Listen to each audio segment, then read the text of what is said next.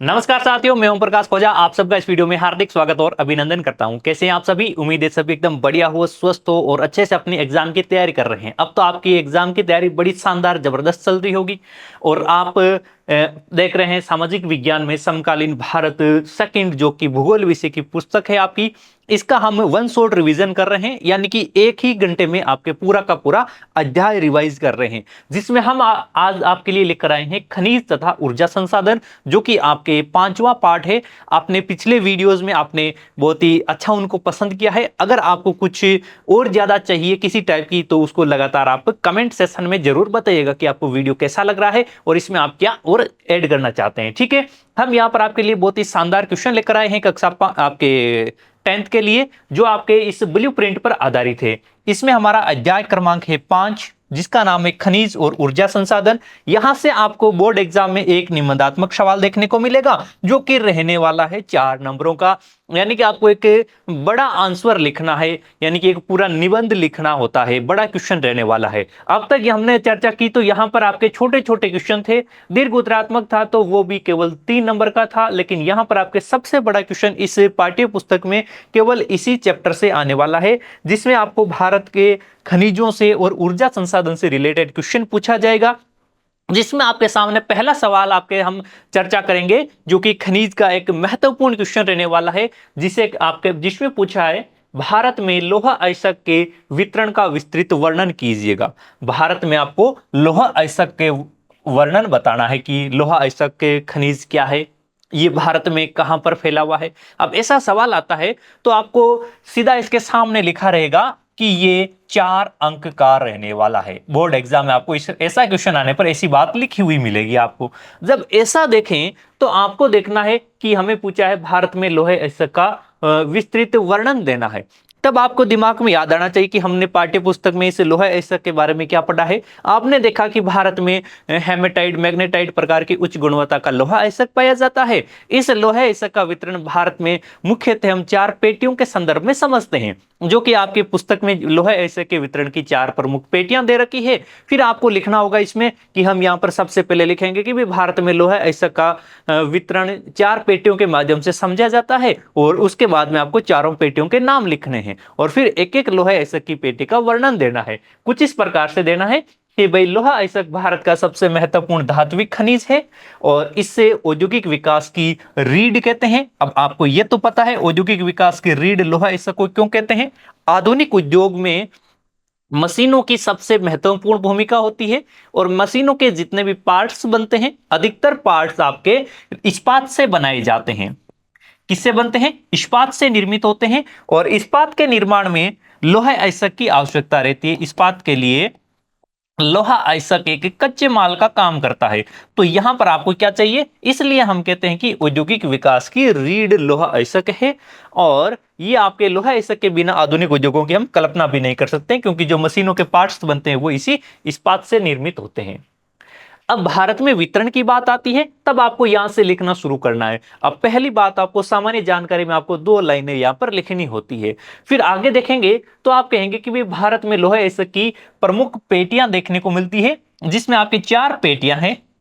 पहली है ओडिशा झारखंड लोहे अयस्क पेटी। दूसरी है ये ओडिशा झारखंड लोहे अयस्क पेटी, जो कि आपके ओडिशा और झारखंड जिलों से संबंधित है। फिर आप देखते हैं दुर्ग, बस्तर, चंद्रपुर लोहा अयस्क पेटी। ये अयस्क पेटी आपने देखा कि दुर्ग और बस्तर जिले छत्तीसगढ़ से संबंधित है, चंद्रपुर आपका महाराष्ट्र का जिला आता है। फिर आएगा बल्लारी, चित्रदुर्ग, चिकमंगलुरु, तुमकुरु लोहा अयस्क पेटी। यह दक्षिण भारत की पेटी है, जहां पर आपके धारवाड़ क्रम की चट्टानों का जमाव पाया जाता है और उनमें लोहा अयस्क मिलता है, जो कि आपके कर्नाटक राज्य से और उससे संलग्न महाराष्ट्र के क्षेत्रों में विस्तृत है। बल्लारी गोवा लोहा अयस्क पेटी, ये सॉरी आपके महाराष्ट्र गोवा लोहा अयस्क पेटी, जो कि महाराष्ट्र और गोवा राज्यों में फैली हुई है। ये भारत में लोहा अयस्क के 4 प्रमुख क्षेत्र हैं। इनको चारों को एज इट इज ऐसे आपको याद रखना है। यहां से क्वेश्चन पूछे जाने की पूरी संभावना पूरी संभावना रहती है कि यहां से क्वेश्चन आपके बनेगा। फिर आपका आता है, हम एक एक पेटी का विस्तार से वर्णन करना है। इन लोहा अयस्क पेटियों में आपके चैप्टर में किस पुस्तक में दे रखा है कि भाई किस लोहा अयस्क की पेटी का विस्तार कौन कौन से जिलों में है, वहां पर प्रमुख खाने कौन सी है, कौन से पहाड़ी क्षेत्रों में इनका खनन होता है। तो देखिएगा ओडिशा झारखंड लोहा अयस्क पेटी की आप बात करते हैं तो ये ओडिशा और झारखंड के जो केदुझर जिला है, सिंहभूम जिला है, इनमें आपको मयूरभंज जिला है, इनमें इसका वितरण आपके विस्तार देखने को मिलता है। ये भारत की सबसे महत्वपूर्ण लोहा अयस्क पेटी मानी जाती है। इस पेटी का विस्तार ओडिशा के तो आपको मिलेगा मयूरभंज और केदुझर जिलों में, और झारखंड के सिंहभूम जिले में विस्तार मिलता है। ये बात आपको विशेष याद रखनी है। तीनों झीलों के नाम, ओडिशा का कौन सा है, केदुझर और मयूरभंज जिला, और आपके झारखंड का कौन सा जिला है, सिंहभूम जिला। सबसे पहली बात, सबसे इंपॉर्टेंट बात यहां से याद रखने वाली है ये कि ये कौन कौन सी झीलों में विस्तृत है। यहां उच्च गुणवत्ता का हेमेटाइट और मैग्नेटाइट दोनों प्रकार के लोहा अयस्क पाए जाते हैं। दूसरी इंपॉर्टेंट बात यह है कि यहां पर किस प्रकार का लोहा अयस्क पाया जाता है। हम कहते हैं कि वे भारत में मुख्यतया से हेमेटाइट और मैग्नेटाइट लोहे का विस्तार है, तो आपको इस पेटी के संदर्भ में बताना है कि यहां पर भी हेमेटाइट और मैग्नेटाइट दोनों प्रकार के लोहा अयस्क पाए जाते हैं। इस क्षेत्र का लोहा अयस्क की आपूर्ति जमशेदपुर, दुर्गापुरा और राउरकेला जैसे प्रमुख इस्पात संयंत्रों को की जाती है। अब यहां से यह महत्वपूर्ण बिंदु इसका बनता है कि इस पेटी में जो लोहा अयस्क का खनन किया जाता है, इसका उपयोग कहां पर होता है। तो भारत के तीन बड़े आपके लोहा अयस्क संयंत्र है। एक तो जमशेदपुर संयंत्र है, एक दुर्गापुरा है, और एक आपके राउरकेला है। इन तीनों में इसके लोहा अयस्क को काम में लिया जाता है। फिर आता है कि यह क्षेत्र भारत के कुल लोहे अयस्क उत्पादन में महत्वपूर्ण योगदान देता है। अब यह महत्वपूर्ण योगदान देता है, और ये तीन महत्वपूर्ण बातें तो आपको लिखना भूलना नहीं चाहिए। अगर इन तीन बातों को आप लिख देते हैं तो आपका क्वेश्चन पूरा, ये आपके ओडिशा झारखंड पेटी कंप्लीट हो जाती है कि ये पेटी आपके देखने को मिलती है। आपके ओडिशा और झारखंड के तीनों झीलों के नाम याद रख लेना कि मयूरभंज और केदुझर जिले ओडिशा के, और झारखंड का सिंहभूम जिला। यहां पर आप इस पेटी में आप हेमेटाइट और मैग्नेटाइट दोनों प्रकार के लोहा अयस्क का खनन होता है, और इससे प्राप्त लोहा अयस्क को आपके जमशेदपुर, आपका दुर्गापुरा और राउरकेला, इन तीन प्रमुख इस्पात संयंत्रों में इसका उपयोग किया जाता है। फिर आती है दुर्ग, बस्तर, चंद्रपुर लोहा अयस्क पेटी। अब ये दुर्ग, बस्तर और चंद्रपुर कहां पर है, दुर्ग बस्तर दोनों का, दुर्ग और बस्तर कहां पर है, छत्तीसगढ़ में है, और चंद्रपुर आपका महाराष्ट्र में है। तो ये छत्तीसगढ़ और महाराष्ट्र में फैली हुई है। फिर आपको बताना है कि छत्तीसगढ़ का बस्तर जिला उच्च गुणवत्ता वाले हेमेटाइट लोहा अयस्क के लिए प्रसिद्ध है। यहां पर आपको यह महत्वपूर्ण बात देनी है यहां पर कि हमने जो ओडिशा झारखंड पेटी देखी उसमें तो कहा कि यहां पर हेमेटाइट मैग्नेटाइट दोनों प्रकार के लोहा अयस्क का खनन होता है, लेकिन यहां पर आपको बताना है कि बस्तर जिला जो छत्तीसगढ़ में है वो उच्च गुणवत्ता वाले हेमेटाइट लोहा अयस्क के खनन के लिए जाना जाता है। और यहाँ की बेलाडीला खान, यहाँ की जो बेलाडीला की पहाड़ियां हैं जहां पर बेलाडीला खान भी है, वो लोहे अयस्क के विशाल भंडार के लिए जानी जाती है। तो ये बात भी यहां पर महत्वपूर्ण मेंशन करनी है आपको। इस क्षेत्र से प्राप्त लोहे अयस्क का उपयोग भिलाई इस्पात संयंत्र और विशाखापट्टनम बंदरगाह के माध्यम से निर्यात किया जाता है। और यह पेटी लोहे इस्पात के में महत्वपूर्ण योगदान देती है। ये बात याद रखनी है। अब ये पेटी कहां पर है, तो आपके छत्तीसगढ़ का बस्तर जिले में हेमेटाइट का खनन होता है। ये पेटी आपके बेलाडीला खान जो कि बस्तर जिले से संबंधित है, छत्तीसगढ़ में है। बेलाडीला खान की पहाड़ियां में विशाल भंडार पाए जाते हैं।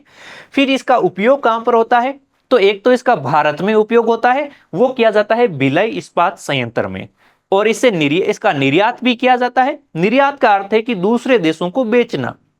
यह कार्य होता है विशाखापट्टनम बंदरगाह के माध्यम से। अब यहां पर देखो, पीछे आपने देखा कि आपके जो ओडिशा झारखंड जो लोहा अयस्क पेटी है, वहां के लोहे का उपयोग जमशेदपुर, दुर्गापुरा और राउरकेला इस्पात संयंत्रों में होता है, जबकि दुर्ग, बस्तर, चंद्रपुर लोहा अयस्क पेटी से प्राप्त लोहे अयस्क का उपयोग भिलाई इस्पात संयंत्र में होता है। तो ये याद रखना है आपको, इधर उधर इनको मिक्स नहीं करना है, अच्छे से इस बात को याद कर लेना।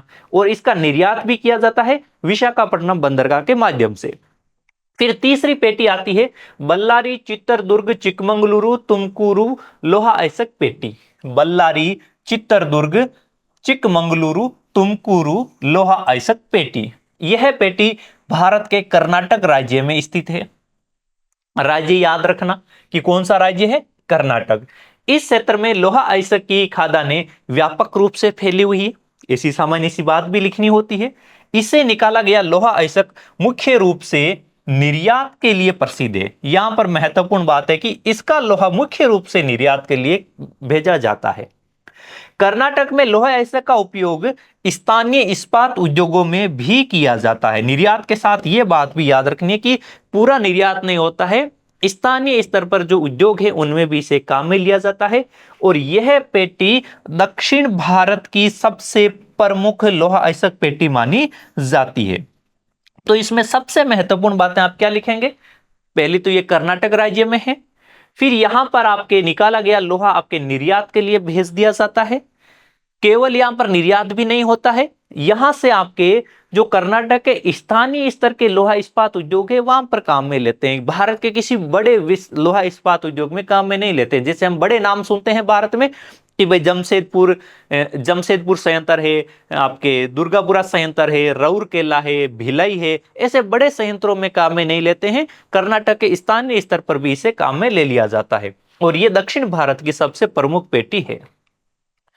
चौथी पेटी आती है महाराष्ट्र गोवा लोहा अयस्क पेटी। महाराष्ट्र गोवा लोहा अयस्क पेटी नाम से आप जानते हैं कि महाराष्ट्र और गोवा राज्यों में है।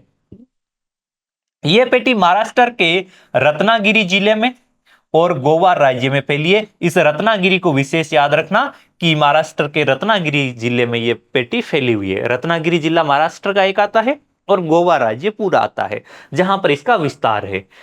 यहां का लोहा अयस्क निम्न श्रेणी का लोहा होता है।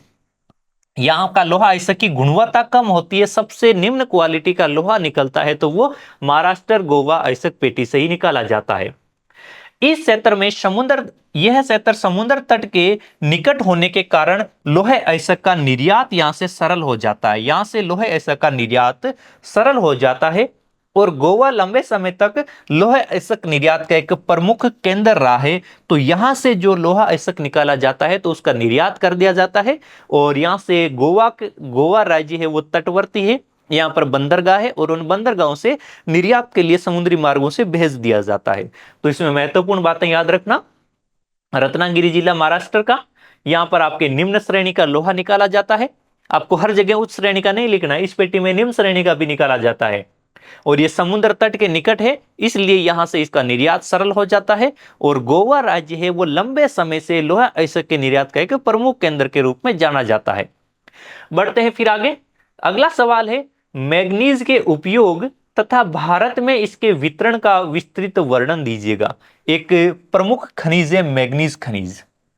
मैग्नीज ये भी आपका एक लोहे धात्विक खनिज है। जब आप खनिजों को देखते हैं तो उसमें आपके आते हैं धातु खनिज। धातु खनिज दो प्रकार के होते हैं जिसमें एक आता है लोहे धातु। कौन सा आता है? लोहे धातु खनिज। ऐसा धात्विक खनिज जिसमें चुंबकीय गुण पाए जाते हैं या लोहे अंश की मात्रा होती है। चुंबकीय गुण का अर्थ है कि उसके पास में हम चुंबक लेकर जाते हैं तो वो चुंबक चिपक जाती है तो वो लोहे धात्विक खनिज कहलाता है। जैसे जैसे इसमें आता है आपका लोहे अयस्क, लोहा अयस्क, इसमें आ जाता है आपका मैग्नीज, मैग्नीज और एक आ जाता है निकल। आपके चैप्टर में लोहा अयस्क और मैग्नीज को दे रखा है और विस्तार से इनका वर्णन आपको पुस्तक में मिलेगा, इसलिए आपको इनको यहां से विशेष रूप से याद रखना है। लोहा अयस्क की हमने पिछले क्वेश्चन में चर्चा कर ली विस्तार से कि इसका क्षेत्र आपके 4 पेटियां हैं, उनको हमने जान लिया है। यहां पर आपको बातें करनी है मैग्नीज के बारे में। मैग्नीज की बात करें तो यह भी एक महत्वपूर्ण धात्विक खनिज है और धात्विक में भी कौन सा? ये आपका आता है लोहे धात्विक खनिज जिसका आधुनिक औद्योगिक विकास में विशेष स्थान है। यह खनिज मुख्यतः इस्पात उद्योग से जुड़ा हुआ है और इसके बिना उच्च गुणवत्ता का इस्पात निर्माण करना संभव नहीं है। अब ये इस्पात उद्योग से जुड़ा हुआ है और इसके बिना आप इस्पात का निर्माण नहीं कर सकते हो।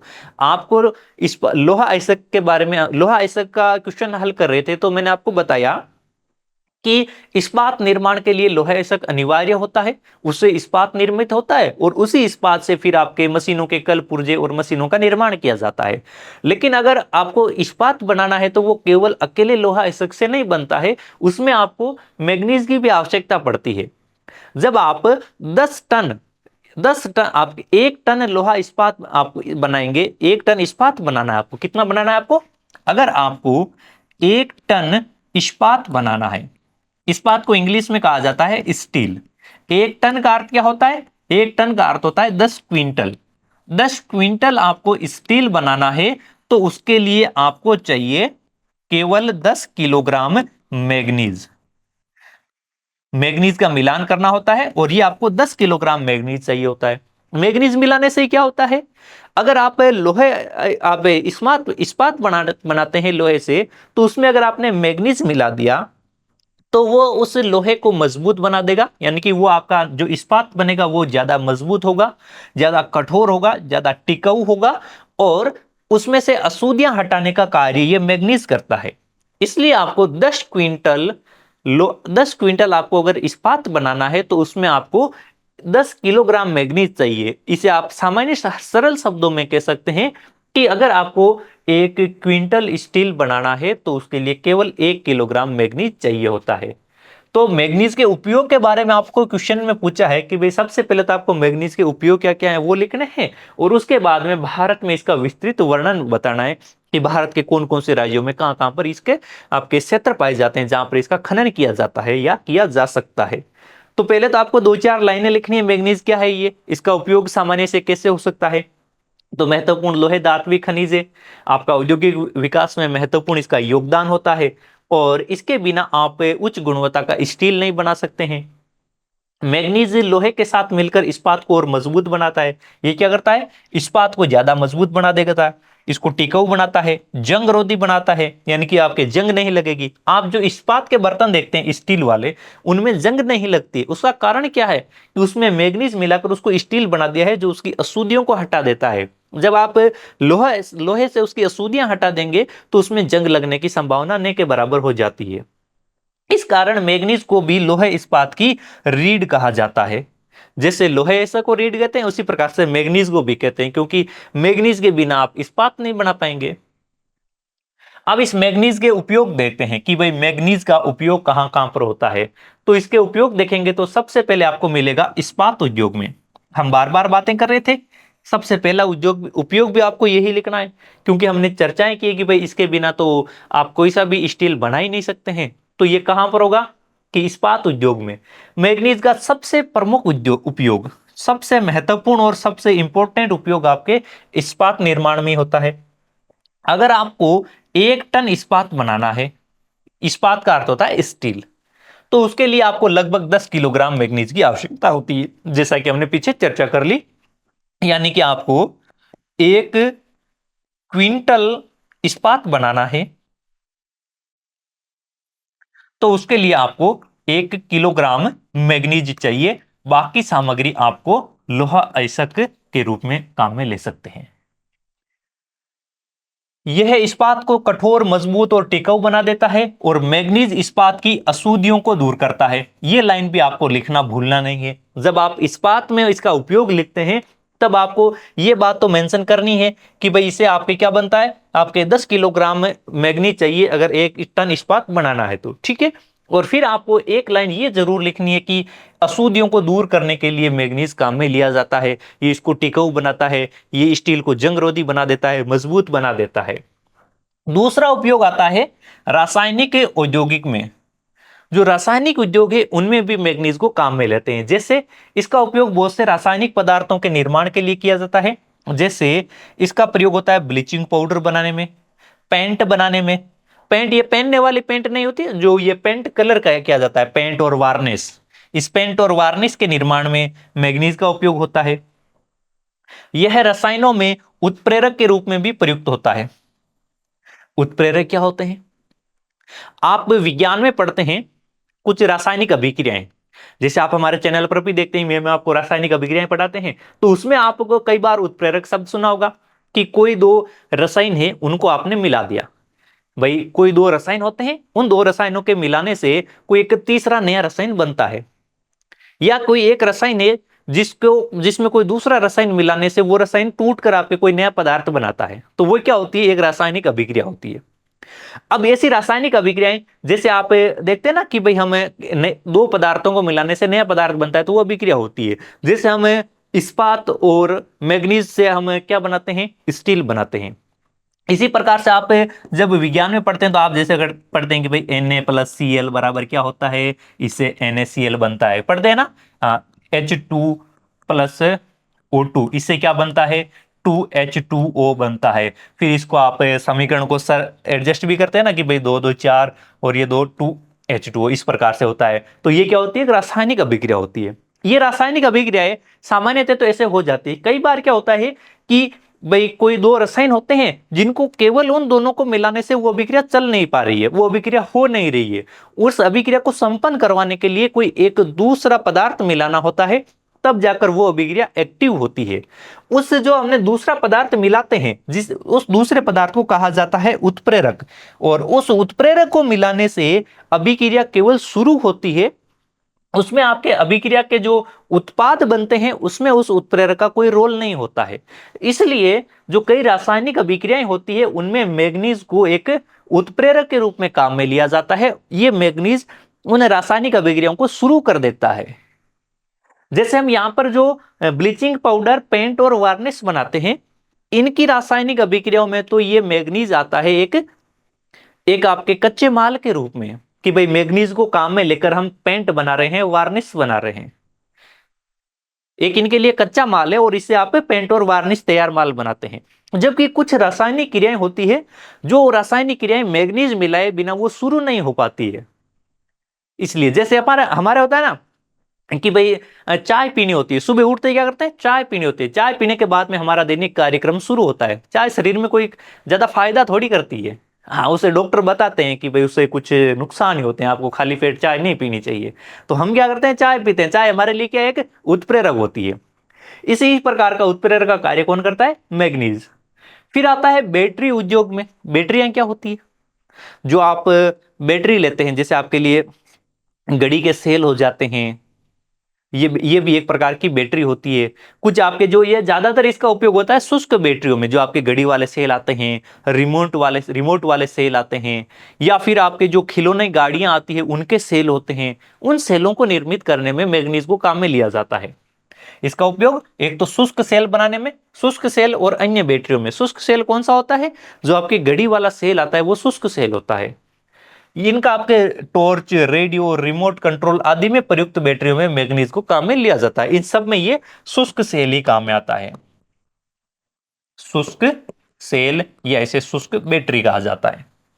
कीटनाशक और उर्वरक उद्योग में, जो कृषि कार्यों के लिए कीटनाशक होते हैं, जो उर्वरक जिसे आप रासायनिक खाद कहते हैं, उर्वरक क्या होता है, रासायनिक खाद को उर्वरक कहा जाता है।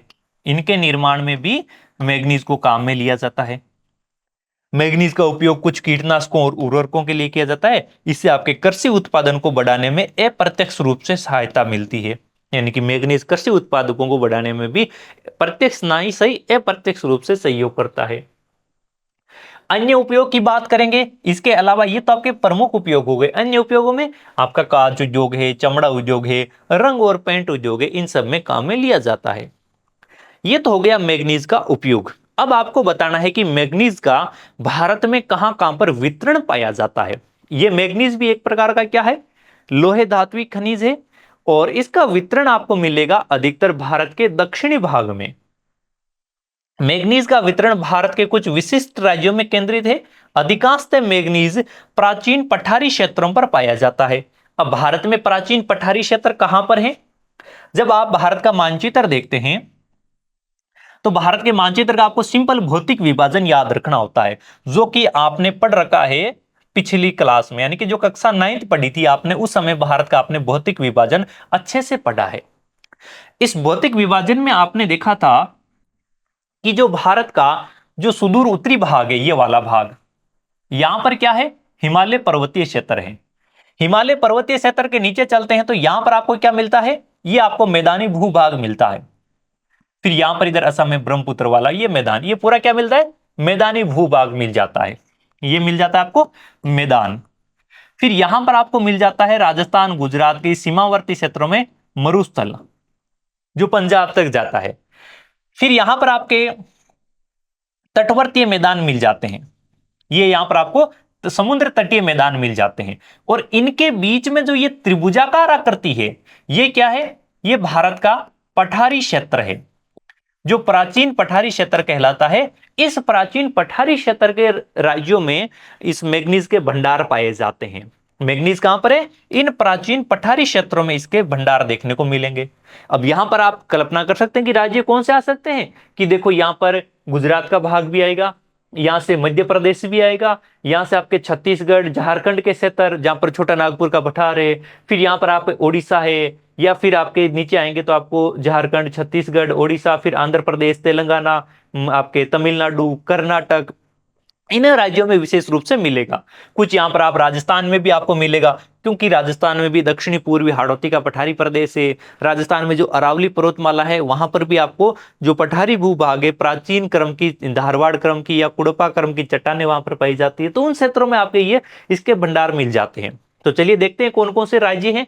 तो इन राज्यों की बात करेंगे तो आपको मिलेगा सबसे पहला ओडिशा राज्य, फिर आपका मध्य प्रदेश। ओडिशा की बात करते हैं तो यह मैग्नीज उत्पादन का सबसे बड़ा उत्पादक राज्य है। भारत में सबसे बड़ा मैग्नीज उत्पादक राज्य ओडिशा ही है। ओडिशा के जिले याद रखना, एक तो याद रखना है कि ओडिशा को पूरा ही आपको याद रखना है कि भाई एक तो ओडिशा है, इस ओडिशा में एक तो सबसे बड़ा मैग्नीज उत्पादक क्षेत्र है। फिर यहां पर जिले कौन से हैं, सुंदरगढ़, केदुझर, कोरापुट, इन जिलों में मैग्नीज के विशाल भंडार पाए जाते हैं।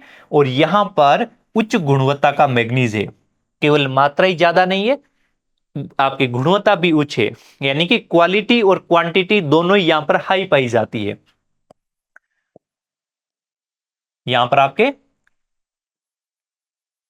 क्वालिटी एंड क्वांटिटी दोनों ही क्या है, दोनों ही आपके हाई पाई जाती है मैग्नीज की। फिर आता है मध्य प्रदेश। मध्य प्रदेश का दूसरा महत्वपूर्ण स्थान है, मध्य प्रदेश का दूसरा महत्वपूर्ण स्थान है, तो वो इसी क्रम में आपको लिखना होगा कि मैग्नीज उत्पादन में ओडिशा के बाद में दूसरा प्रमुख स्थान मध्य प्रदेश राज्य का आता है। और मध्य प्रदेश का बालाघाट जिला मैग्नीज खनन के लिए प्रसिद्ध है। जैसे ओडिशा में सुंदरगढ़, केदुंझर और कोरापुट जिले हैं, मध्य प्रदेश में आपका बालाघाट जिला आता है। यहां का मैग्नीज आपके इस्पात उद्योग के लिए जाना जाता है। यहां का क्या है भाई, मैग्नीज, यहां का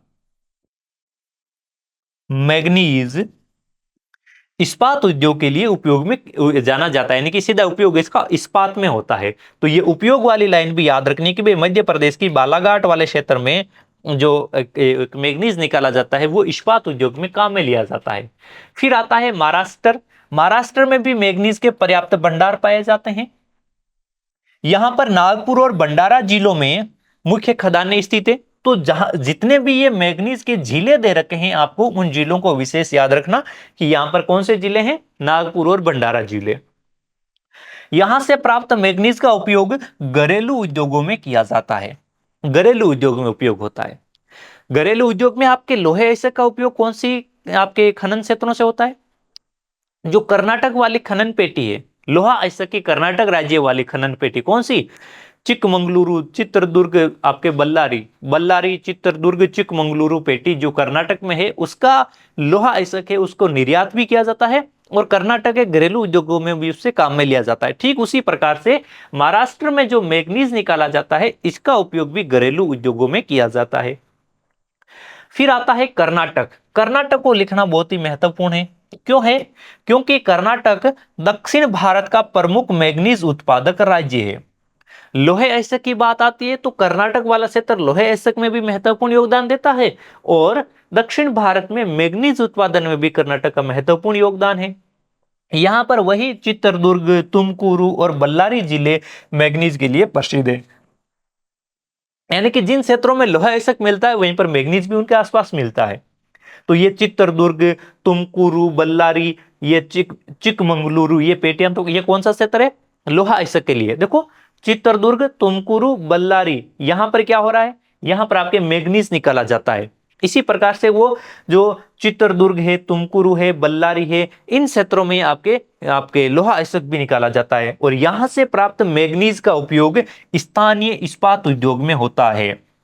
तो जो कर्नाटक राज्य के ये क्षेत्र हैं जहां पर लोहा अयस्क भी है और इस्पात भी है, तो इन लोहा अयस्क और इस्पात दोनों को यहीं पर स्थानीय स्तर पर काम में लिया जाता है। अब आप इस बात को समझे होंगे कि भाई जो ये चित्रदुर्ग, तुमकुरु, बल्लारी वाली पेटी है, इसके लोहे इस्पात का उपयोग कर्नाटक के स्थानीय स्तर पर ही क्यों होता है, क्योंकि यहीं पर आपके मैग्नीज का उत्पादन भी होता है। तो इन लोहा और मैग्नीज दोनों को मिलाकर यहां पर इस्पात निर्मित किया जाता है। फिर आता है आंध्र प्रदेश राज्य। आंध्र प्रदेश में भी मैग्नीज के भंडार पाए जाते हैं। यहां पर आपके एक तो विशाखापट्टनम और एक आपके श्रीकाकुलम जिले हैं जिन पर मैग्नीज का खनन किया जाता है। विशाखापट्टनम वही राज्य है, वही जिला है सॉरी, जहां से लोहे अयस्क का निर्यात भी किया जाता है और यहां पर मैग्नीज उत्पादन होता है। और एक जिला याद रख लेना, श्रीकाकुलम जिला, जो कि आंध्र प्रदेश में है। अन्य राज्यों की बात करें तो इसके अलावा आपको झारखंड में, गोवा में और गुजरात में भी सीमित मात्रा में मैग्नीज के भंडार देखने को मिलते हैं। ये आपके प्रमुख भंडार, सीमित मात्रा में भंडार मिलते हैं। कुछ सीमित मात्रा में, अति अल्प मात्रा राजस्थान में भी मिल जाती है। लेकिन ये प्रमुख 5 जिले याद रख लेना, आंध्र प्रदेश, कर्नाटक, महाराष्ट्र, मध्य प्रदेश और ओडिशा। और इनके कौन कौन से जिलों में विस्तार है वो विस्तार भी आपको याद रखने हैं। फिर अगला सवाल आता है, खनिज क्या है, खनिजों की विशेषताएं, वर्गीकरण तथा मानवीय जीवन में उनके महत्व का विस्तृत वर्णन कीजिएगा। यहां पर आपको किसी खनिज का, पर्टिकुलर खनिज के बारे में नहीं पूछा है, केवल आपको खनिज की परिभाषा लिखनी है। फिर उन खनिजों की विशेषताएं क्या होती है, खनिजों का वर्गीकरण, कौन कौन से प्रकार के खनिज होते हैं, जैसे आपके धात्विक खनिजें, अधात्विक खनिजें और ऊर्जा खनिजें, 3 प्रकार के प्रमुख खनिज पाए जाते हैं। कौन सा होता है, एक तो आपका धात्विक खनिज होता है, एक अपना अधात्विक खनिज होता है, एक आपके ऊर्जा खनिज होते हैं जिन्हें आप ऊर्जा संसाधन भी कह सकते हैं। फिर अभी थोड़ी देर पहले हमने चर्चा की, धात्विक भी 2 प्रकार के होते हैं, लोहे धातु और अलोहे धातु। लोहे धातु और दूसरा होता है आपका अलोहे धातु। अब आपके लोहे धातु में हमने कहा लोहा अयस्क होता है, मैग्नीज होता है, निकल होता है। अलोहे धातु में फिर आगे हम बॉक्साइट है, तांबा है, इनकी बातें करते हैं। धात्विक भी बात करते हैं। ऊर्जा संसाधन या ऊर्जा खनिजों में जैसे आपका कोयला है, पेट्रोलियम है, ये ऊर्जा खनिज होते हैं। तो इस प्रकार से इनका विस्तृत वर्णन करना है। सबसे पहले खनिज की परिभाषा लिखेंगे, फिर खनिजों की विशेषताएं लिखेंगे, फिर खनिजों का वर्गीकरण करेंगे, फिर मानव जीवन में उनके महत्व क्या है, उनका उपयोग हमारे जीवन में क्या है, इनका विस्तार से वर्णन करना है। तो क्वेश्चन को हम 1, 2, 3 और 4 भागों में विभाजित करते हुए लिखेंगे। तो एक बड़ा निबंधात्मक क्वेश्चन लिखना है। अब खनिज की बात करें तो खनिज एक प्राकृतिक पदार्थ होता है जो भूगर्भ के भीतर पाया जाता है, चट्टानों के रूप में देखने को मिलता है। और इस चट्टानों को जब बाहर निकाला जाता है तो इन चट्टानों में बहुत सारी अशुद्धियां भी पाई जाती है और इन अशुद्धियों को शुद्ध करते हुए, इनकी अशुद्धियों को बाहर निकालते हुए इन चट्टानों का जो शुद्ध रूप होता है वो खनिज कहलाता है। खनिज ये क्या है, प्राकृतिक पदार्थ है जो पृथ्वी की भू प्रपट्टी में पाए जाते हैं, जिनकी एक निश्चित रासायनिक संरचना होती है और इनकी एक आंतरिक क्रिस्टलीय बनावट होती है। ऐसे सीमित शब्दों में आपको परिभाषा लिखनी है। अब यहां पर आपको देखो एक शब्द मिला है, पृथ्वी की भू प्रपट्टी में पाए जाते हैं। भू प्रपट्टी का अर्थ क्या है, भू प्रपट्टी का अर्थ है कि जो पृथ्वी की ऊपरी परत है, पृथ्वी की ऊपरी परत है, जैसे ये अपनी पृथ्वी है, इस पृथ्वी की सबसे ऊपरी परत को भू प्रपट्टी कहा जाता है। पृथ्वी की 3 मुख्य परतें होती है भू प्रपट्टी, जो कि आपके लगभग आपके 50 किलोमीटर तक की होती है। 50 किलोमीटर तक की गहराई की पट्टी होती है, वो भू प्रपट्टी होती है। फिर आगे जाते हैं तो आपके 2900 किलोमीटर की गहराई में पृथ्वी में चलते हैं तो यहां पर जो परत मिलती है उसको मेंटल कहते हैं। मेंटल का अर्थ क्या है, यहां पर लावा मैग्मा का भंडार होता है, अर्ध तरल अवस्था वाला मैग्मा। फिर अंदर चलते हैं, सबसे आंतरिक वो क्रोड होती है। तो खनिजों के भंडार कहां मिलते हैं आपको, इस भू प्रपट्टी में मिलते हैं, यानी कि लगभग 50 किलोमीटर की गहराई तक खनिज मिलते हैं। और इन खनिजों की एक निश्चित रासायनिक संरचना भी होती है और इनकी आंतरिक क्रिस्टलीय बनावट भी होती है। खनिजों का निर्माण प्राकृतिक, भूभौतिक और भू रासायनिक प्रक्रियाओं के द्वारा होता है। ये पदार्थ ठोस अवस्था में पाए जाते हैं और इनके गुण भी स्थायी होते हैं। अधिकतर ठोस अवस्था में पाए जाते हैं ये पदार्थ। इनमें से आप क्रूड ऑयल की बात करें या फिर प्राकृतिक गैसों की बात करें तो ये द्रव अवस्था और गैसीय अवस्था में पाए जाते हैं। बाकी सभी खनिज ठोस अवस्था में होते हैं। द्रव अवस्था में कौन सा होता है? खनिज तेल। खनिज तेल द्रव अवस्था में होता है। जो आपके प्राकृतिक गैस होती है वो गैसीय अवस्था में होती है। गैसों की बात करते हैं तो ये गैसों में क्या होती है? जैसे आपके प्राकृतिक गैस है, हीलियम गैस है, ये जो गैसें मिलती है ये गैसें सारी की सारी आपके गैसीय अवस्था में आपको मिलेगी। बाकी खनिज तेल आपको द्रव अवस्था में मिलेगा। अन्य सभी खनिज आपके ये मिल जाएंगे आपको ठोस अवस्था में, जैसे आपका लोहा ऐसा हो जाए, कोयला हो जाए, या फिर आपके कोई और खनिज जो धात्विक है धात्विक। अब इनकी देखते हैं विशेषताएं। हम कहते हैं ना कि भाई खनिजों में एक विशिष्ट रासायनिक संरचना होती है प्रत्येक खनिज की। इनकी आंतरिक क्रिस्टलीय संरचना भी अति विशिष्ट होती है। ये ठोस अवस्था में भी होते हैं, कुछ एक आपके द्रव और गैसीय अवस्था वाले भी होते हैं। तो इनकी रासायनिक विशेषताओं की बात करते हैं तो सबसे पहली विशेषता आती है इनकी प्राकृतिक उत्पत्ति, कि ये प्राकृतिक रूप से पाए जाते हैं और इनका निर्माण मानव द्वारा नहीं किया जा सकता है। सबसे बड़ी विशेषता तो यही हो जाती है, ये प्रकृति द्वारा अपने आप निर्मित होते हैं। इनकी निर्माण की एक लंबी भूगर्भिक प्रोसेस होती है। निर्माण में हजारों लाखों साल लग जाते हैं, करोड़ों साल भी लगते हैं। ये इसलिए मानव के द्वारा निर्मित नहीं किए जा सकते हैं। तो खनिजों का उपयोग करते समय भी हमें ध्यान रखना चाहिए कि इनका अति दोहन नहीं होना चाहिए, सतत उपयोग करना चाहिए। सतत उपयोग से अर्थ है कि हम हमारी भावी पीढ़ी की आवश्यकताओं को भी ध्यान में रखते हुए खनिजों का उपयोग करें, कि आने वाली पीढ़ियों के लिए भी ये खनिज उपलब्ध रह जाएं और हम भी हमारी आवश्यकताओं के अनुरूप इनको काम में ले लें। इस तरीके से आपको समुचित प्रकार से काम में लेना चाहिए।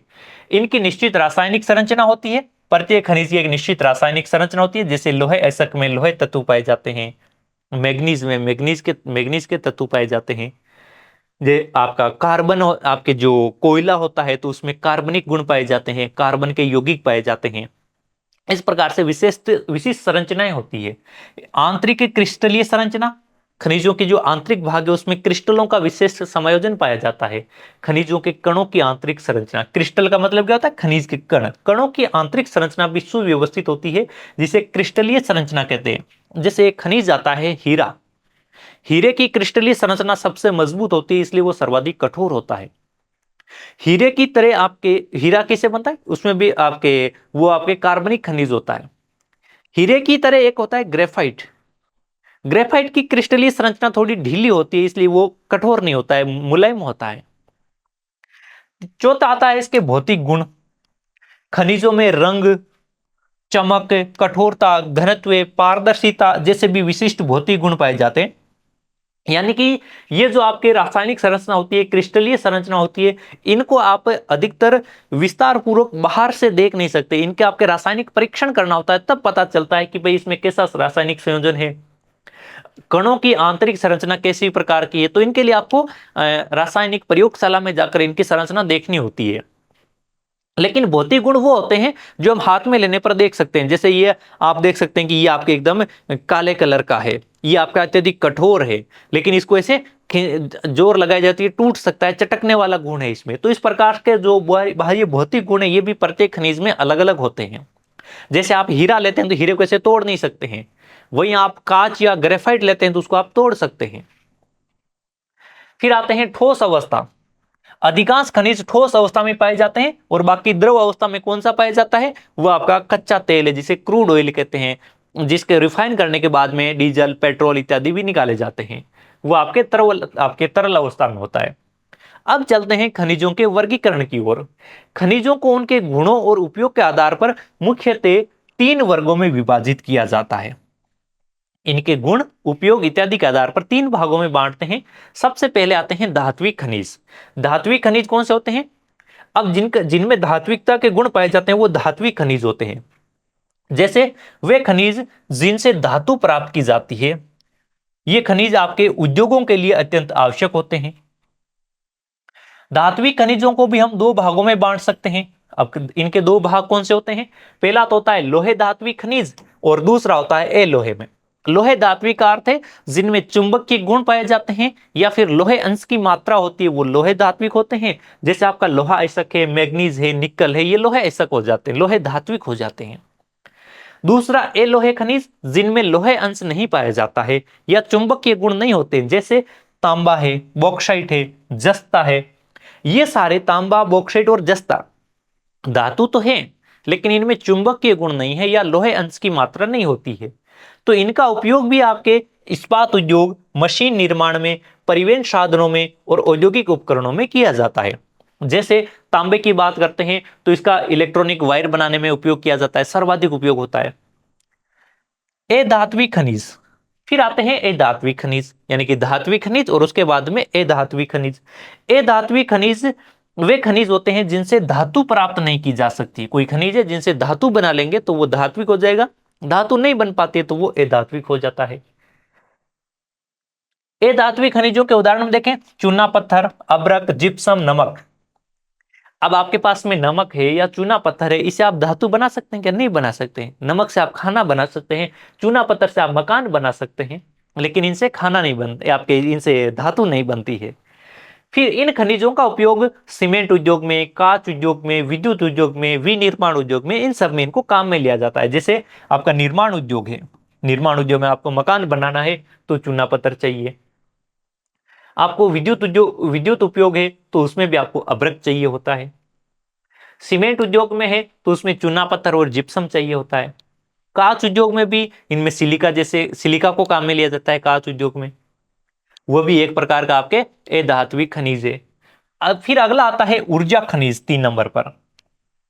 ऐसे खनिज जिनसे ऊर्जा उत्पन्न की जा सकती है या ऐसे खनिज जिनको ऊर्जा संसाधन के रूप में काम में लेते हैं वो ऊर्जा खनिज होते हैं। जैसे आपका कोयला है, पेट्रोलियम है, प्राकृतिक गैस है, यूरेनियम है। यूरेनियम से क्या होती है? यूरेनियम से आपके परमाणु ऊर्जा तैयार की जाती है। यूरेनियम से परमाणु ऊर्जा उत्पन्न की जाती है। यूरेनियम से परमाणु बम का भी निर्माण किया जाता है जिसे एटम बम कहते हैं। ये संसाधन उद्योग, परिवहन, विद्युत उत्पादन तथा घरेलू उपयोग के लिए काम में लिए जाते हैं। उद्योगों में लेते हैं, परिवहन में लेते हैं, भाई पेट्रोलियम है, इनको प्राकृतिक गैस है, ये परिवहन के रूप में काम आते हैं। उत्पादन में भी काम में लेते हैं। घरेलू उपयोग, प्राकृतिक गैस है, इनको घर में खाना बनाने के लिए काम में लिया जाता है। कोयले का उपयोग भी उद्योगों में काम में आता है।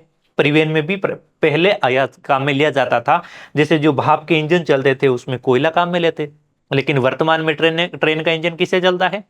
आपके डीजल से, या फिर ये चलते हैं आजकल इलेक्ट्रिक ट्रेनें भी चलती है। मानव जीवन में खनिजों का महत्व क्या है? हमारे जीवन में खनिजों के महत्व की बात करेंगे तो आपको मिलेगा कि भाई आपके प्रत्येक क्षेत्र में प्रत्यक्ष या अप्रत्यक्ष रूप से खनिजों से हमारा काम जुड़ा हुआ होता है। इनमें खनिजों के बिना हम जीवन की कल्पना भी नहीं कर पाते हैं, सारे कार्य खनिजों से होते हैं। इसमें औद्योगिक विकास में खनिजों की भूमिका होती है। आप बड़े उद्योग खनिजों पर आधारित होते हैं। इस्पात उद्योग में, इस्पात उद्योग है, मशीन उद्योग है, रसायन उद्योग है, ये खनिजों के बिना संभव ही नहीं है। खनिज इनमें चाहिए ही चाहिए आपको।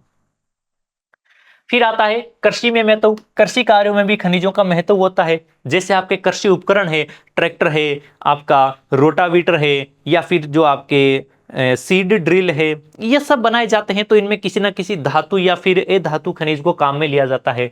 आपका ट्रैक्टर हो गया, कृषि उपकरण हो गए, सिंचाई के यंत्र हो गए, ये खनिजों से ही बने होते हैं। इसके अतिरिक्त आप उर्वरकों में भी खनिजों को काम में लेते हैं। आप कीटनाशक दवाओं में भी खनिजों को काम में लेते हैं। इन सब में खनिज आपके प्रत्यक्ष या अप्रत्यक्ष रूप से काम में लिए जाते हैं। परिवहन साधनों में उपयोग, रेलवे लाइनें हैं, वाहन है, पुल है, जहाज हैं और हवाई जहाज हैं, ये खनिजों से निर्मित होते हैं। जैसे रेलवे लाइनें आपके इस लोहे से बनाई जाती है, इस्पात से बनी होती है।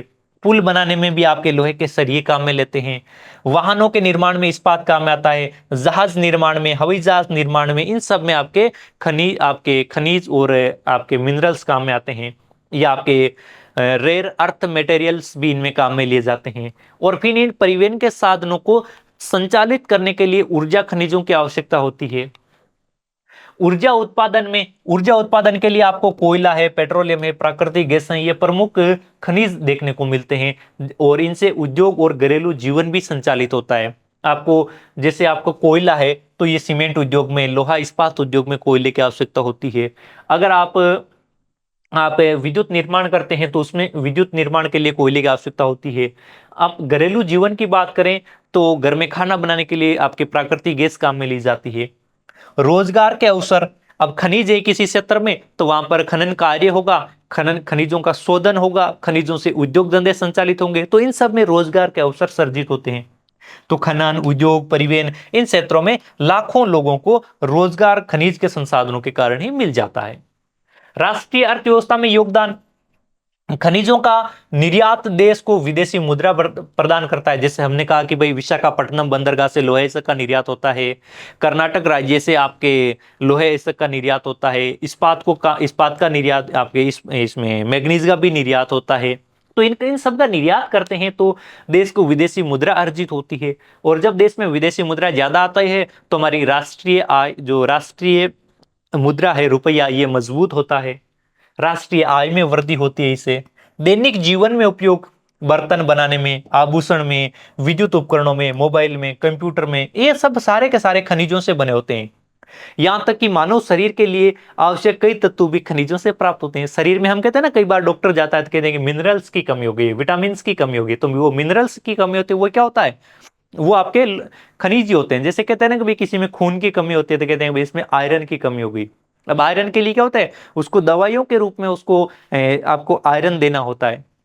जैसे हरी पत्तेदार सब्जियों में आयरन होता है ना। ये इस प्रकार से शरीर में भी आपके खनिज आवश्यक होते हैं।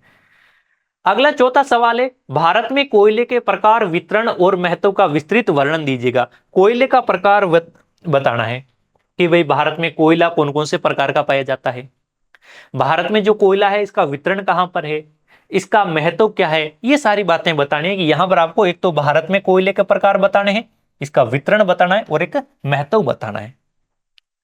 तो चलिए बात करते हैं सबसे पहले कोयले के प्रकारों की। भारत में कोयले का मुख्य रूप से कार्बन की मात्रा, उसकी गुणवत्ता और उपयोग के आधार पर 4 वर्गों में बांटा गया है।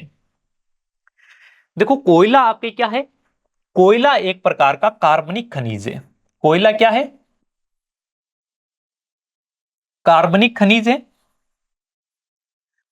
कार्बनिक खनिज है जो कार्बनिक यौगिकों से बना हुआ होता है। अब कार्बन की मात्रा के आधार पर और इसकी गुणवत्ता के आधार पर इसको 4 भागों में बांटा जाता है। जैसे सबसे कम कार्बन जिस कोयले में पाया जाता है उसे पीट कहते हैं। पीट कोयला सबसे खराब गुणवत्ता का कोयला होता है। इस कोयले को जलाने पर धुएं की मात्रा ज्यादा होती है, राख इससे ज्यादा बनती है, यानी कि ऊर्जा कम उत्पादित करता है ये। इससे अच्छी गुणवत्ता का लिग्नाइट कोयला होता है, इससे भी अच्छी गुणवत्ता का बिटुमिन्स कोयला होता है, और इससे भी अच्छी गुणवत्ता का एंथ्रेसाइट कोयला होता है। और भारत में बिटुमिन्स और एंथ्रेसाइट कोयले की मात्रा सर्वाधिक पाई जाती है। यानी बिटुमिन्स और एंथ्रेसाइट कोयले को आप जलाते हैं तो इससे धुआं कम निकलता है, इनसे राख कम उत्पन्न होती है और ऊर्जा बहुत ही अधिक मात्रा में उत्पादित होती है। तो यहां पर आपके भारत में बिटुमिन्स और एंथ्रेसाइड का भंडार पाए जाते हैं। कुछ एक क्षेत्र हैं जहां पर लिग्नाइट के भंडार है, जैसे आपको तमिलनाडु में कुछ क्षेत्र मिलेंगे या फिर पश्चिमी राजस्थान में मिलेंगे। बाकी पूरे भारत में बिटुमिन्स और एंथ्रेसाइड कोयला निकाला जाता है। पीट कोयले की बात करें तो यह सबसे निम्न श्रेणी का होता है, कार्बन की मात्रा बहुत कम होती है, आंशिक रूप से अपघटित वनस्पतियों द्वारा बनता है और इसमें नमी की मात्रा अत्यधिक होती है, इसलिए यह अधिक उष्मा प्रदान नहीं करता है बल्कि धुआं ज्यादा निकालता है और इसका औद्योगिक महत्व बहुत ही कम होता है। फिर आता है लिग्नाइट कोयला। तो लिग्नाइट कोयले को भूरा कोयला भी कहा जाता है। इसमें कार्बन की मात्रा पीट से अधिक होती है लेकिन बिटुमिन से कम पाई जाती है। इसमें नमी अधिक होने के कारण इसका परिवहन करना मुश्किल हो जाता है। क्या हो जाता है भाई, परिवहन करना मुश्किल हो जाता है। आपके नमी ज्यादा होती है तो उसमें भार बढ़ जाता है, इसलिए परिवहन मुश्किल हो जाता है। भारत में लिग्नाइट आपके मुख्यतः तमिलनाडु के नेवेली क्षेत्र में उत्पादित होता है। यह बात विशेष याद रखनी है कि लिग्नाइट भारत में कहां पर होता है, तमिलनाडु के नेवेली क्षेत्र में। इसका उपयोग आपके विद्युत ताप संयंत्रों में किया जाता है। विद्युत उत्पादन के लिए तापीय संयंत्रों में लिग्नाइट काम में लेते हैं। फिर आता है बिटुमिन्स कोयला। तो यह भारत में सबसे अधिक पाया जाने वाला और सबसे अधिक उपयोग में किया जाने वाला कोयला है, वो है बिटुमिन्स कोयला। इसमें कार्बन की मात्रा अधिक होती है, तो यह उत्तम प्रकार की ऊष्मा देता है और इस कोयले का उपयोग इस्पात उद्योग और तापीय उत्पादन में किया जाता है। जो ताप विद्युत उत्पादित की जाती है उसमें और इस्पात संयंत्रों में इस कोयले का उपयोग किया जाता है। भारत का अधिकांश कोयला क्षेत्र है वो इसी प्रकार का यानी कि बिटुमिन्स प्रकार का कोयला है। तो ये भारत में सबसे अधिक कौन सा कोयला है? बिटुमिन्स प्रकार का। फिर आता है नंबर 4 पर एंथ्रेसाइट कोयला। इसकी सर्वोत्तम गुणवत्ता होती है, इसमें कार्बन की मात्रा भी सबसे अधिक होती है। यह कठोर, चमकदार और अधिक ऊष्मा देने वाला होता है। कठोर, चमकदार और अधिक ऊष्मा देने वाला होता है, लेकिन याद रखना भारत में इसकी मात्रा बहुत ही कम है। सबसे अधिक मात्रा बिटुमिन्स की है, एंथ्रेसाइट की बहुत ही कम मात्रा है। फिर अब भारत में कोयले के वितरण की बात करेंगे। तो वितरण भारत में कोयले का कुछ निश्चित क्षेत्रों में होता है। अब इसमें एक एक राज्यों को देखें। झारखंड की बात करें तो झारखंड भारत का प्रमुख कोयला उत्पादक राज्य है। झारखंड में आपको जरिया, बोकारो, धनाबाद ये कोयले के लिए प्रसिद्ध क्षेत्र देखने को मिलते हैं। तो इन क्षेत्रों को याद रखना। जरिया, बोकारो, धनाबाद प्रमुख कोयला उत्पादक क्षेत्र हैं और यहां पर उच्च गुणवत्ता का बिटुमिन्स कोयला पाया जाता है। फिर अगला राज्य आता है ओडिशा राज्य। ये जो झारखंड, ओडिशा ये राज्य हैं, ये खनिजों की दृष्टि से संपन्न राज्य है। विशेष रूप से इनका ये छोटा नागपुर के पठार वाला क्षेत्र। ओडिशा कोयला उत्पादन में महत्वपूर्ण स्थान रखता है। ओडिशा में तालचर और इब घाटी प्रमुख कोयला उत्पादक क्षेत्र हैं। यहां का कोयला तापीय विद्युत उत्पादन के लिए उपयोगी है। तो इसका उपयोग कहां पर होता है? ओडिशा वाले का ताप विद्युत उत्पादन में। फिर आता है छत्तीसगढ़। छत्तीसगढ़ में भी कोयले के विशाल भंडार पाए जाते हैं। यहां पर कोरबा कोयला क्षेत्र देश का प्रमुख कोयला उत्पादन क्षेत्रों में से एक है और यहां से विद्युत संयंत्रों को कोयले की आपूर्ति होती है। छत्तीसगढ़ से राजस्थान तक कोयले की आपूर्ति की जाती है तापीय विद्युत संयंत्रों में। पश्चिम बंगाल की बात करें तो पश्चिम बंगाल का रानीगंज क्षेत्र कोयला के लिए भारत का सबसे पुराना कोयला क्षेत्र है। अगर आपसे सबसे पुराना कोयला क्षेत्र पूछा जाए तो बताना कि वो रानीगंज कोयला क्षेत्र है, जहां पर आपके अंग्रेजों ने खनन प्रारंभ कर दिया था। फिर आता है मध्य प्रदेश। मध्य प्रदेश का सिंगरौली कोयला क्षेत्र भारत का एक प्रमुख कोयला क्षेत्रों में से एक है और यहीं से भी तापीय विद्युत उत्पादन के लिए कोयले को काम में लिया जाता है। महाराष्ट्र की बात करेंगे तो महाराष्ट्र में वर्धा घाटी कोयला क्षेत्र महत्वपूर्ण है। यहां का कोयला स्थानीय उद्योगों में काम में लिया जाता है। तमिलनाडु की बात करें तो तमिलनाडु में आपका नेवेली क्षेत्र है, जहां पर लिग्नाइट कोयला पाया जाता है। लिग्नाइट के लिए कौन सा है? नेवेली क्षेत्र। तो ये है भारत के प्रमुख कोयला उत्पादक क्षेत्र। इसके महत्व की बात करें तो महत्व के लिए हम बार बार कह रहे हैं कि भाई विद्युत उत्पादन का प्रमुख स्रोत है, औद्योगिक विकास में भी महत्वपूर्ण है, जैसे आपका इस्पात उद्योग में, सीमेंट उद्योग में, रसायन उद्योग में और भारी उद्योगों में कोयले को काम में लिया जाता है। इन सब में ऊर्जा उत्पादन के लिए कोयले की अति महत्वपूर्ण भूमिका रहती है। फिर आता है परिवहन में उपयोग, जैसे आपके रेल इंजन और कुछ अन्य परिवहन के साधनों में कोयले को उपयोग में लिया जाता है। हालांकि वर्तमान में परिवहन में कोयले का उपयोग अत्यंत कम किया जाता है। भाप के इंजन संचालित थे तो उस समय कोयले को काम में लेते थे। रोजगार सर्जित होता है कोयले के खनन से और इनसे संबंधित उद्योगों से। राष्ट्रीय अर्थव्यवस्था में भी कोयले का महत्वपूर्ण भूमिका है। इससे आपके देश की ऊर्जा सुरक्षा भी ऊर्जा को भी ये सुरक्षा प्रदान करता है। इससे आपके विद्युत उत्पादन के लिए ऊर्जा की आवश्यकता होती है या फिर लोहे, इस्पात और सीमेंट जैसे उद्योगों में ऊर्जा की आवश्यकता होती है, उन सब की पूर्ति कोयले के द्वारा हो जाती है। अगला 5वां सवाल है धात्विक खनिजों का महत्व स्पष्ट कीजिएगा तथा भारत में चूना पत्थर के वितरण का विस्तृत वर्णन कीजिएगा। आपको धात्विक खनिजों का महत्व बताना है और उन धात्विक खनिजों में एक प्रमुख खनिज है चूना पत्थर। यह बताना है कि भाई भारत में कहां पर विस्तृत है, कहां पर इसके भंडार पाए जाते हैं। तो देखो धात्विक खनिज क्या होते हैं, तो इनका महत्व हम निम्नलिखित बिंदुओं के माध्यम से समझेंगे। इसी प्रकार से आप व्यवस्थित बिंदु लिखते चलेंगे तो आपको एग्जामिनर अच्छे नंबर देगा। इनमें देखिएगा सबसे पहले आता है औद्योगिक विकास में महत्व। क्या आता है भाई? औद्योगिक विकास में महत्व। देखिएगा औद्योगिक विकास में महत्व की बात करें तो धात्विक खनिज अनेक उद्योगों की आधारशिला है। धात्विक खनिज क्या है? बहुत सारे उद्योगों की आधारशिला है। बहुत सारे उद्योगों की क्या है? ये आधारशिला होती है। जैसे सीमेंट उद्योग है तो उसमें चूना पत्थर आवश्यक है। चूने पत्थर के बिना सीमेंट उत्पादित नहीं की जा सकती।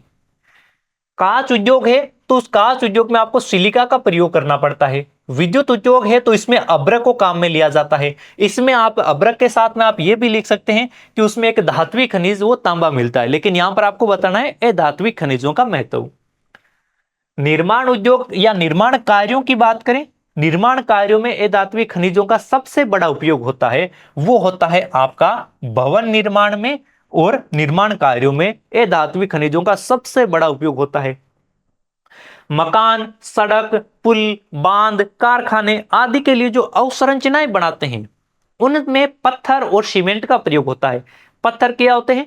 पत्थर जो आपके इमारती पत्थर होता है जिसमें चूना पत्थर भी होता है और कुछ अन्य पत्थर भी होते हैं। सीमेंट होती है तो सीमेंट को निर्मित करने के लिए चूना पत्थर अति आवश्यक है, धात्विक खनिज है, तो यह भी एक प्रकार का क्या होता है? ये धात्विक खनिजों से ही बना होता है। आधुनिक नगरों का विकास अधात्विक खनिजों पर भी अधात्विक खनिजों पर ही निर्भर करता है। आधुनिक नगर है इनका विकास भी अधात्विक खनिजों पर है, क्योंकि यहां पर अवसंरचनाएं बनानी होगी और उन अवसंरचनाओं के लिए अधात्विक खनिज चाहिए होते हैं। फिर आता है कृषि में महत्व। अधात्विक खनिज कृषि क्षेत्र में भी काम में लिए जाते हैं। जैसे चूने पत्थर का उपयोग अम्लीय मृदा को कम करने में काम लिया जाता है। अम्लीय मृदा क्या होती है? मृदा की पीएच अगर 7 से कम हो जाए, 7 अगर मृदा की पीएच आपके 6 से लेकर 7-8 तक होती है तब तो सामान्य रहती है, लेकिन अगर पीएच आपके 4 से कम होने लग जाए तो वो अम्लीयता के गुण और ज्यादा बढ़ जाते हैं, और इस अम्लीयता को उपचार करने के लिए चूना पत्थर को काम में लिया जाता है, यानी कि चूने पत्थर से चूना निकालकर उसको आपके मृदा के अम्लीयता के गुणों को कम करने के लिए काम लेते हैं। अधात्विक खनिजों को उर्वरकों और कीटनाशकों के रूप में भी काम में लिया जाता है। जैसे आपका एक अधात्विक खनिज है जिप्सम। जिप्सम मृदा के क्षारीयता के गुणों को खत्म करता है। मृदा में जब क्षारीयता व लवणता बढ़ जाती है तो इस क्षारीयता और लवणता के प्रभाव को कम करना है तो उसके लिए जिप्सम काम में लेते हैं। अगर अम्लीयता का प्रभाव बढ़ जाए तो उसमें चूना पत्थर काम में लेते हैं। जिप्सम मृदा की उर्वरक क्षमता को भी बढ़ाता है। अब देखो विद्युत और ऊर्जा क्षेत्र में भी अधात्विक खनिज काम में लेते हैं। जैसे उसमें एक अभ्रक एक अति महत्वपूर्ण अधात्विक खनिज है जिसका उपयोग विद्युत उपकरणों में इंसुलेटर के रूप में काम में लिया जाता है। ठीक है, इंसुलेटर के रूप में इसको काम में लिया जाता है। फिर आगे चलते हैं तो यह विद्युत को प्रवाहित नहीं होने देता है। इंसुलेटर क्या करता है? इंसुलेटर विद्युत को प्रवाहित नहीं करने देता है। जब कहीं पर आपको जैसे विद्युत का अवरोधक बनाना होता है कि विद्युत यहां से आगे नहीं जाए, तो वहां पर बीच में अभ्रक काम में लेते हैं जो इंसुलेटर के रूप में कार्य करता है। इंसुलेटर का अर्थ है कि वो विद्युत के लिए एक प्रकार का क्या हो जाता है? बैरियर हो जाता है। दैनिक जीवन में भी उपयोग होता है। जैसे आपका नमक है, कांच है, सीमेंट है, सिरेमिक है, टाइल्स है, इन सब में अधात्विक खनिजों से निर्मित वस्तुएं होती है ये। और जैसे हम भोजन में नमक काम में लेते हैं तो ये भी एक प्रकार का अधात्विक खनिज हो जाता है। रोजगार और अर्थव्यवस्था में योगदान। अधात्विक खनिज खनन और उद्योग से लाखों लोगों को रोजगार देते हैं। खनिजों से संबंधित उद्योगों से राष्ट्रीय आय बढ़ने में महत्वपूर्ण सहायता मिलती है। अधात्विक खनिज देश के औद्योगिक, आर्थिक एवं सामाजिक विकास में भी महत्वपूर्ण भूमिकाएं निभाते हैं। फिर आते हैं चूना पत्थर पर। आपको बताना है चूना पत्थर का वितरण किस देश के कौन कौन से भागों में होता है। तो चूने पत्थर की बात करें तो एक महत्वपूर्ण अधात्विक खनिज है और यह मुख्यतः अवसादी चट्टानों में पाया जाता है, जिन्हें द्वितीयक चट्टानें कहते हैं, परतदार चट्टानें कहते हैं। चूने में आपके कैल्शियम कार्बोनेट की मात्रा अधिक पाई जाती है और इसके कारण यह सीमेंट और लोहे प्रगलन के लिए अत्यंत उपयोगी होता है। तो ये 3 महत्वपूर्ण की पॉइंट्स याद रखना। यहां से भारत में चूने पत्थर के वितरण की बात करें तो ये आपके समृद्ध संसाधनों में से चूने पत्थर की दृष्टि से एक समृद्ध देश है भारत, और इसका विभिन्न व्यापक रूप से उपयोग भी पाया जाता है और अलग अलग क्षेत्रों में ये विस्तृत है। सबसे पहले बात करते हैं छत्तीसगढ़ राज्य में चूना पत्थर कहां कहां पर विस्तृत है। तो छत्तीसगढ़ भारत का प्रमुख चूना उत्पादक राज्य है। यहां पर विशाल भंडार पाए जाते हैं और यह राज्य के सीमेंट उद्योग के लिए प्रसिद्ध है। मध्य प्रदेश की आप बात करेंगे, मध्य प्रदेश में चूने पत्थर के व्यापक भंडार पाए जाते हैं और यहां से भी इसे आपके सीमेंट के कारखानों को स्थापित करने में महत्वपूर्ण भूमिका निभाई है चूने पत्थर ने। तीसरा राज्य आता है राजस्थान। राजस्थान में भी चूना पत्थर के प्रचुर भंडार पाए जाते हैं और यहाँ चूना पत्थर भवन निर्माण और सीमेंट उद्योग के लिए काम में लिया जाता है। यहां पर भवन निर्माण और सीमेंट उद्योग में इसको काम में लिया जाता है। राजस्थान में चूना पत्थर प्रचुर मात्रा में पाया जाता है, लेकिन इससे जो सीमेंट उद्योग में काम में लेकर सीमेंट उत्पादन किया जाता है तो उसमें देश का अग्रणी राज्य राजस्थान है अपना। आंध्र प्रदेश की बात करते हैं तो आंध्र प्रदेश में भी चूने के महत्वपूर्ण आपके क्षेत्र देखने को मिलते हैं और यहां पर कई बड़े सीमेंट उद्योग भी स्थापित हो रखे हैं। गुजरात जो राजस्थान का पड़ोसी है, समुद्र तटीय राज्य है, यहां पर भी चूने के विशाल भंडार पाए जाते हैं और यह राज्य औद्योगिक विकास के लिए भी जाना जाता है। तमिलनाडु की बात करें तो तमिलनाडु में भी चूना पत्थर के भंडार हैं और इनका उपयोग सीमेंट और निर्माण उद्योगों में होता है। तो आप अधिकतर देखते हैं कि राज्यों में आपके चूने पत्थर का उपयोग सीमेंट और निर्माण उद्योगों में होता है। अन्य राज्यों की बात करें तो झारखंड, बिहार, कर्नाटक, हिमाचल प्रदेश भी सीमित मात्रा में चूने पत्थर के भंडार रखते हैं। तो ये थे आपके चूने पत्थर का आपके वितरण, उपयोग और इनकी उपयोगिता। और इसी के साथ भी हमने इस पूरे चैप्टर से महत्वपूर्ण निबंधात्मक सवाल आपके सामने प्रस्तुत किए हैं कि आप जब इस तरह के बड़े क्वेश्चन रखते हैं तो इनको सिस्टमेटिक तरीके से लिखना कैसे है। ये सारे सवाल आपने ढंग से पढ़े हैं, इस वीडियो को आप ध्यानपूर्वक देखा है तो आप ये समझ गए हैं कि आपको बड़ा निबंधात्मक सवाल को किस प्रकार से उसमें पॉइंट बनाते हुए उसको लिखने हैं, ताकि एग्जामिनर का ध्यान आपके जो सीधा मुख्य बिंदु है वहां पर फोकस हो जाए। तो उम्मीद करता हूं आपको वीडियो अच्छा लगा होगा, आपके एग्जाम की तैयारी में सहायता मिलेगी। इसको आप अपने साथियों के साथ साझा करते रहें और कमेंट करके जरूर बताएं कि आपको क्वेश्चन कैसे लगे हैं। धन्यवाद।